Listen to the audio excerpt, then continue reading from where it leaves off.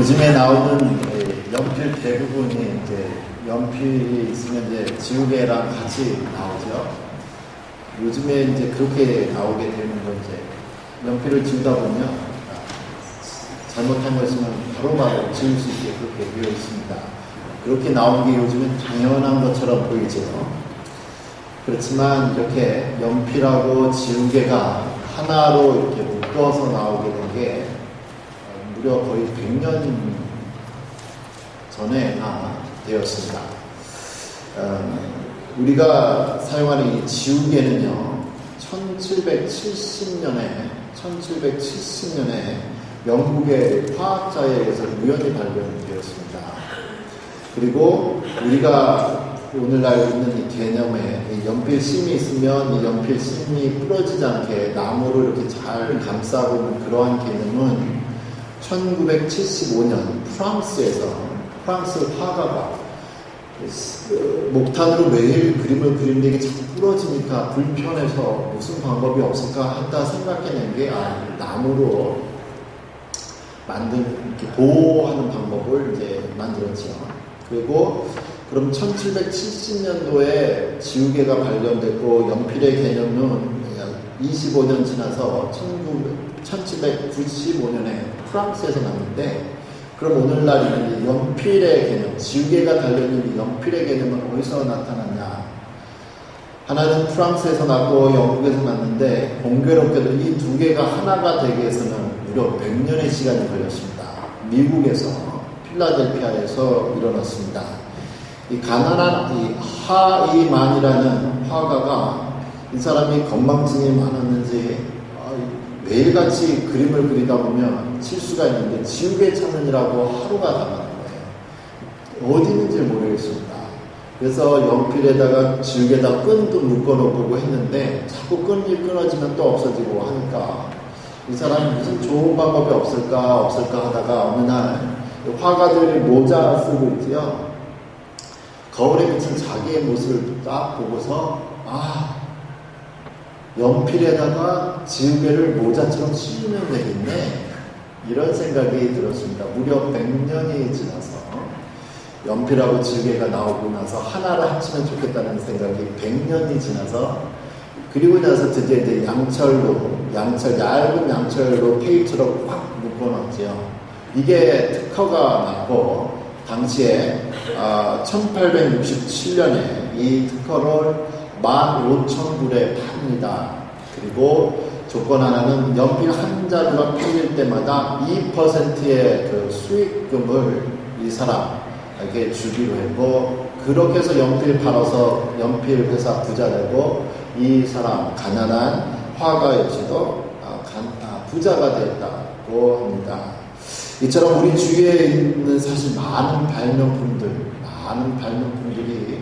순간 번쩍이는 아이디어에 의해서 필요로 있다가 보니까 궁하면 통한다고 그러는데, 많은 필요에 의해서 어느 날 갑자기 정말 번개처럼 번뜩이는 이런 생각을 통해서 이루어지지요. 이 빛이 일단 보이면 이제 그림이 이제 이 흘리기 시작합니다. 오늘 읽은 본문에서도 이 큰 빛에 대해서 우리가 이야기를 들었습니다. 이스라엘 동쪽 어느 나라 어느 지역인지는 모르지만 이 박사들이, 현명한 사람들이 예수님의 탄생을 축하하러 오는 내용이 오늘 본문이지요. 우리는 이 사람들이 누군지 이름도 모르고 어디서 왔는지도 모르고 더 모르는 것은 이 사람들이 그 별이 어떻게 유대인의 왕으로 나신 이의 별이라는 것을 어떻게 알았는가 우리는 모릅니다.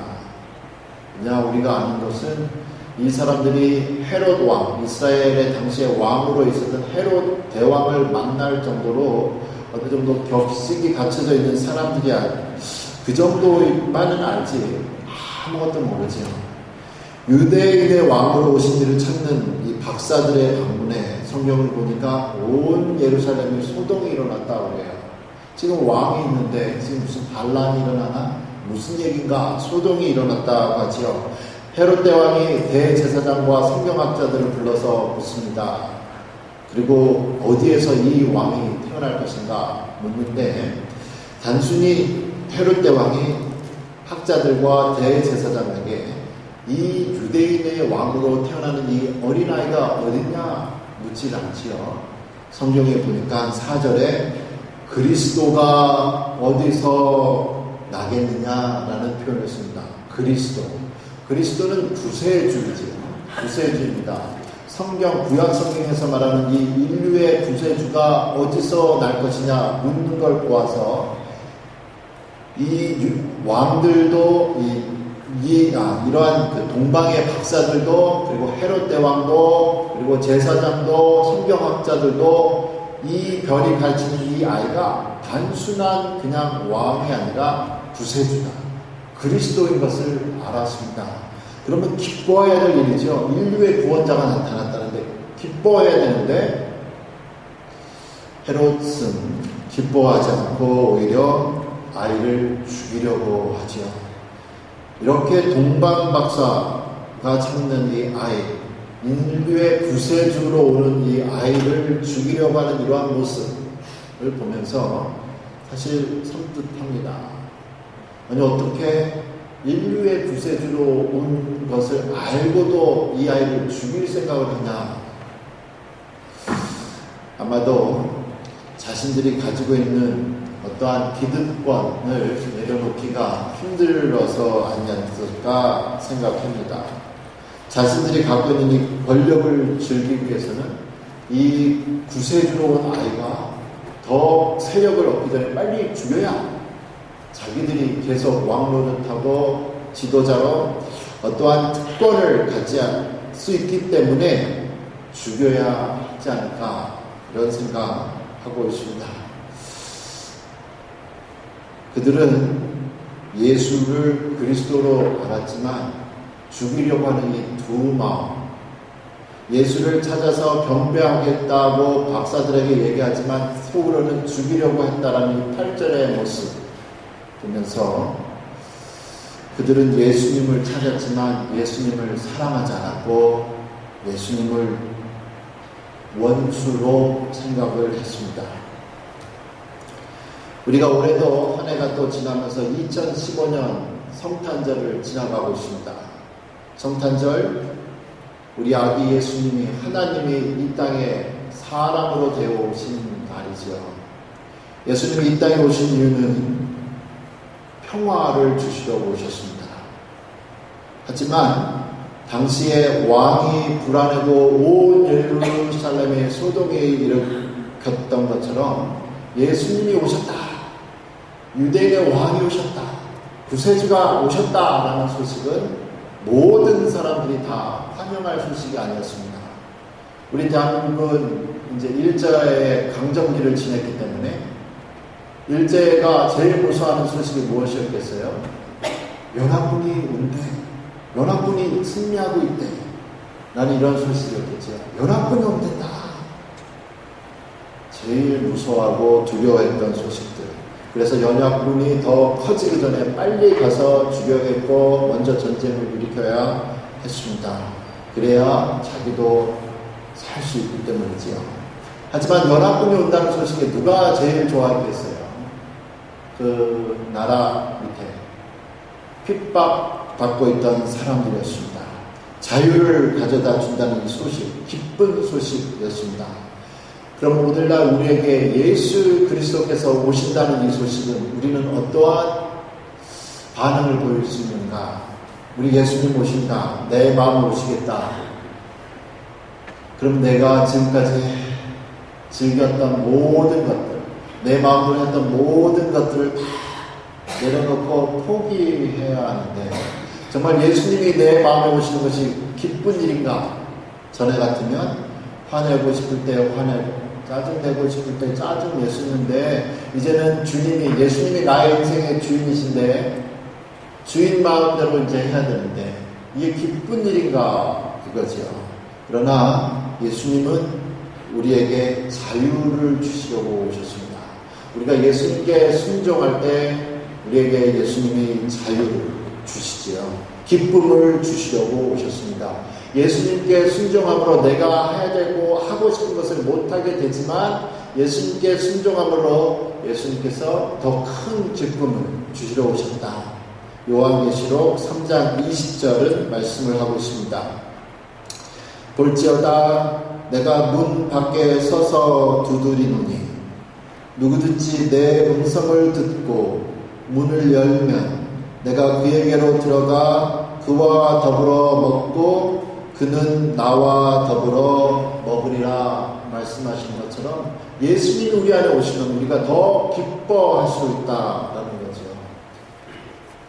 캘리포니아에 우리 릭 워렌 목사님 계신데 목적이 이끄는 삶, 그 책으로 베스트셀러가 되시고 그 전에부터도 알려진 목사였지만 오늘날에도 미국의 대통령 정치인들이 이제 빌리 그레엄 목사님의 한 세대가 지나가면서 묻는 자문의 역할을 하는 영향력을 끼치는 분이 이 개신교의 교황과 같은 존재다라는 별명도 받는 분이 릭 워렌 목사님인데 이분이 지난 주간에 얼마 전에 자신의 페이스북에다 이런 글을 올렸습니다. 그게 기독교 신문에 나왔는데 그분이 뭐라고 페이스북에다 올렸고 그게 기사화됐냐면은 이렇게 말하고 있습니다. 듣기 거북하겠지만 너무 많은 기독교인들이 교회를 이용만 했지 사랑하지 않는다. 그러면서 계속 말하기를 우리는 교회 멤버들로 인해 상처받고 실망하고 낙담할 수 있다.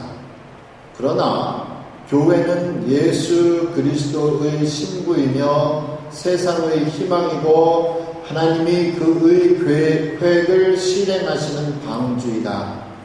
우리는 교회를 사랑하는 법을 배워야 한다고 말을 하고 있습니다. 그러면서 교회를 사랑하는 게 뭐냐? 이분이 계속 말하는데 교회를 사랑한다는 것은 어떤 이에게는 누군가를 용서할 필요가 있다. 예배에 참석해야 한다 등을 의미할 것이며 어떤 이유에서건 예수님이 그의 교회를 사랑하셨던 것처럼 우리는 교회를 사랑해야 한다고 주장한다라는 기사가 났습니다. 그리스도께서 이 땅에 오신 이 성탄을 찬양하는 계절에 우리가 하나님을 더 사랑하고 또 하나님의 백성들을 더 사랑하고 주님의 몸된 교회를 더 사랑하는 계절이 되기를 축원합니다. 이제 동방에서 온 박사들이 헤롯 왕을 통해서 베들레헴에 그리스도가 나타났다는 소식을 듣고 길을 나갔었지요. 그런데 베들레헴이 어딘지 모르지요. 그리고 베들레헴 그 넓은 곳에 이 아이가 어딨냐 이거예요. 모르는 마음에 답답한 마음에 길을 나섰습니다. 그런데 성경에 보니까 문득 별이 나타나서 그 별이 그들을 동방에서 인도했던 별이 갑자기 나타나서 그들을 아기 예수께 인도했다라는 이야기가 있고 그리고 그들이 아기 예수를 경배했다고 말씀을 하고 있습니다. 우리가 이제 1000년 전에 한반도가 1000년 전에 삼국시대 이렇게 했을 때 우리가 잘 알기로는 이제 광개토 대왕비 아마 중국에 있는 광개토 대왕비 알고 있지요. 그런데 사람들이 학자들이 이제 고구려가 남한까지 왔다, 한강 이남까지 왔다라는 거는 알고 있는데 아무런 증거 자료가 없었습니다. 근데 그 증거 자료가 발견이 되는데 충청북도 충주에서 유일하게 한반도에서는 유일하게 고구려비가 발견이 됩니다. 1979년도에 이 아마추어 그 동네에서 우리 향토에 우리 동네를 사랑하는 역사학자들이 어느 날 그냥 가다가 그날도 갔는데 왜 동네에 비석이 하나 딱 서 있는 걸 보면서 이게 무슨 비석일까 했는데 이 사람들이 아마추어니까 잘 모르죠. 그냥 이거 동네를 가리키는 그냥 돌인가 보다 했습니다. 너무 인기가 많이 껴있고 뭐 아무것도 없으니까 돌덩어리 하나가 서린다보다 라고 생각을 하고 그날 집에 오려고 하는데 그날 저녁 무렵에 저녁 황혼이 그 돌에 딱 비치면서 두 글자의 한자가 발견이 됩니다. 보게 되죠. 태왕, 이 왕이라는 의미가 발견돼서 이 사람들이 이게 진흥왕 순수비인 줄 알았습니다. 이게 우리가 진흥왕 순수비를 발견했구나 하고 전문단을 돌려서 인기 제거하고 보니까 이게 진흥왕 순수비가 아니라 고려 태왕이라는 표현, 고려의 대왕, 고려비가 된 거죠. 그래서 이것이 발견이 됩니다. 그리고 나중에 국보가 되어야 되는데 많은 사람들이 예수님을 믿어보려고 노력을 하지만 사실 믿어지지 않습니다. 믿을 수가 없죠. 아무것도 보이지 않는데 양심을 속이고 믿어지지 않는데 양심을 속이고 믿어집니다. 믿겠습니다. 할 수가 없다라는 거예요. 어떻게 하나님이 사람이 돼서 오시고 어떻게 아무 잘못 없는 하나님이 사람이 돼서 나를 위해서 죽느냐, 이 사건을 받아들일 수가 없었습니다. 그러나 깜깜한 곳에 빛이 비치면 보이지요. 보여지게 되고 믿어지게 됩니다. 이처럼 하나님의 사람이 돼서 하나님이 사람이 되어서 세상을 구원하러 오실 이 사건, 하나님이 그 빛을 우리에게 보여주셔야 우리가 믿어지게 되고 보여지게 됩니다. 그것을 은혜다라고 성경은 말씀을 하시죠. 오늘 이 본문 이후에 보면 헤롯 왕이 이 박사들이 자기한테 와서 보고를 안 하니까 2살 이하의 아이들을, 남자아이들을 죽입니다. 베들레헴에 있는 아이들, 2살 이하의 남자아이들 다 죽이지요. 왜 2살이었는가 보니까 빛이 보이게 된 그 시점을 중심으로 박사들이 왔을 때까지 2년이거든요. 2년. 그러면 이 아이가 태어났으면 최소한 2살은 되겠구나 해서 2살 아래의 남자아이들, 베들레헴에 있는 아이들 다 죽입니다. 이 이야기는 아기 예수님이 베들레헴에 최소한 2살 될 때까지 살 수도 있었다. 근데 아무도 몰랐죠. 박사들만 알았습니다. 예수님이 바로 옆에 있어도 이 아이가 그냥 매일같이 우는 아이, 그냥 평범한 아이로 알았는데 박사들만 알았습니다. 예수님도 이 땅에 계실 때 여러 번 말씀하시죠. 내가 너희 중에 있다. 천국이 너희 안에 있다라는 표현을 하고 있습니다. 그러나 아무리 봐도 예수님 안 보여요. 아무리 봐도 여기는 천국이 없는 것 같아요. 그런데 누가 예수님을 볼 수 있으며 누가 지금 이 천국인 것을 볼 수 있는가? 하나님께서 우리의 눈을 열어주시면 우리 안에 그리스도가 보이고 우리 안에 천국이 보이지요. 대한민국의 그 국보로 지정이 된 충주 고구려비 그 진가가 알려지기까지 무려 1500년을 그냥 그 자리에 시골 동네를 알리키는 돌덩어리로만 알려져 있었습니다.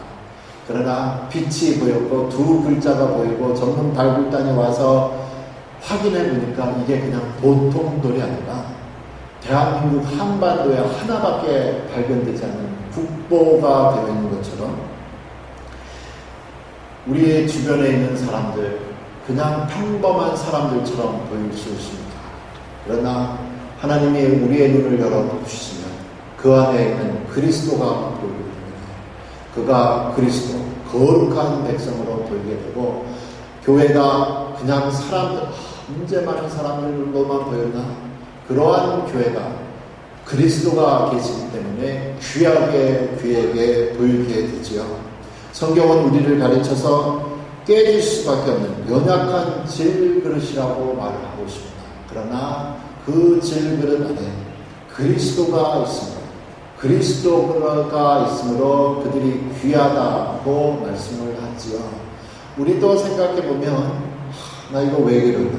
나 이거 왜 이러냐? 나 이거 왜 이러나? 이거밖에 안 되는가 참 많이 생각하게 됩니다.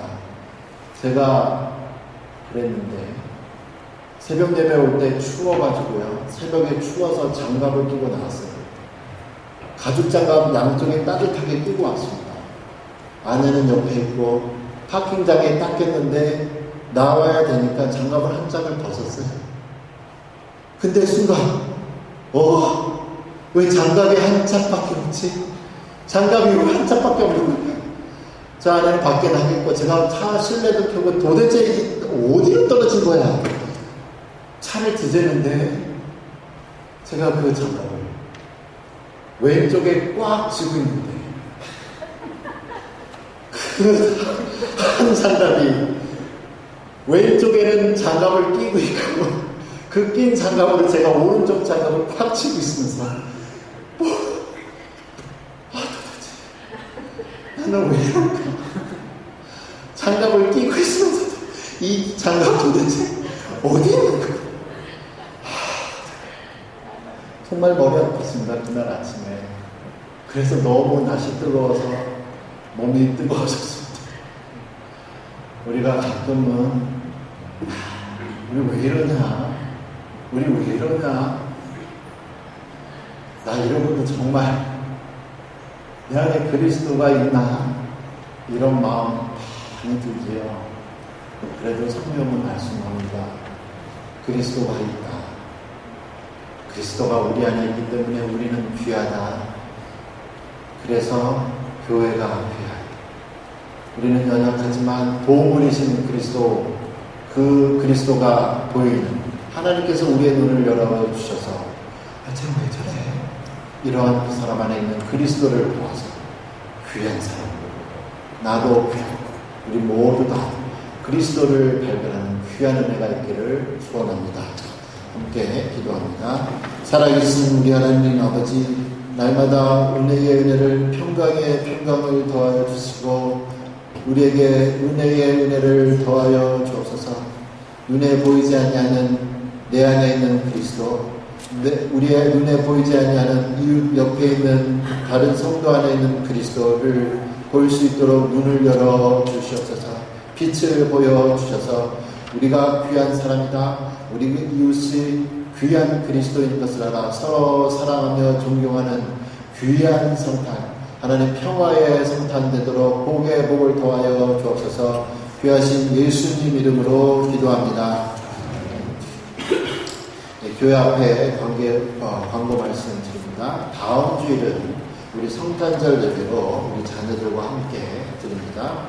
그리고 예배 후에, 오늘 예배 후에 바로 이제 앞으로는 재직회를 이제 바로 예배 끝나고 가지고 가는데, 오늘 간단 한 안건이 있습니다. 2015년 결산 및 16년 예산 보고를 위해서 재직회 회원, 우리 교회에서 서리 집사 이상으로 임명받으신 분 모두 재직회 회원이신데 남아주시면 감사하겠습니다.